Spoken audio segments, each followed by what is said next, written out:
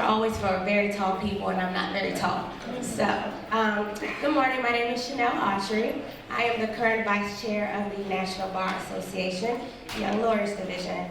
And for those of you who are unfamiliar with the National Bar Association, it is the oldest association for African American attorneys in the country. In the Young Lawyers Division, and specifically, we represent and advocate on behalf of young lawyers.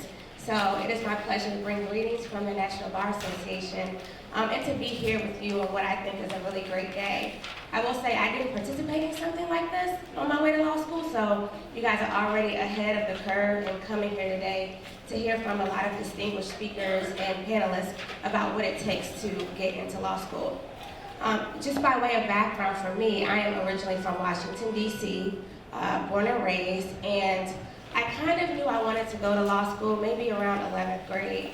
I participated in a moot court competition and made it to the top 16, and I was like, I like to argue. I could do this for like life. And so from then on, came home and I told my mom I did not want to be a pediatrician. I was going to law school. And so from then forward, I started looking at what does it take to become a lawyer? What are the steps? What is the LSAT? What type of classes should I take? What should I major in? And so I think a lot of the tips we heard today are really kind of the things that really propelled me. Great mentors, looking into things, doing research.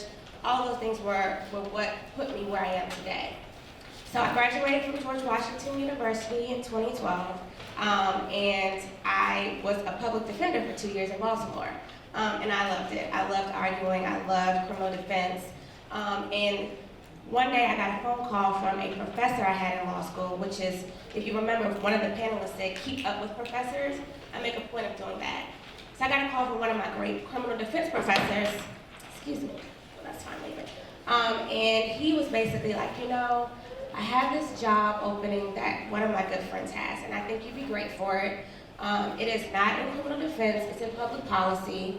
You will be writing legislation for a council member with a focus on criminal defense and criminal procedure issues in the District of Columbia. Would you be interested in applying? And so I was like, I never thought about public policy.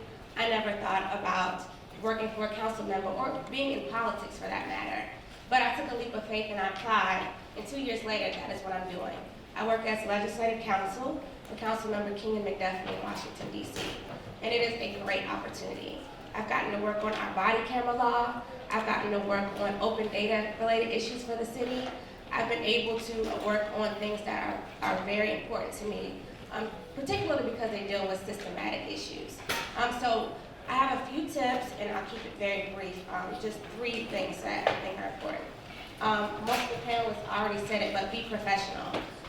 Your word is your bond. If you say you're going to be somewhere on time, you be there on time. If you send an email, you be professional in your email. If you say you're going to follow up, you follow up. If you email me, please spell my name correctly. It takes 5 seconds to spell check and make sure that you are emailing the person and you have their name right. It is a huge pet peeve of mine when I get emails from students who want to meet up with me who don't spell my name correctly.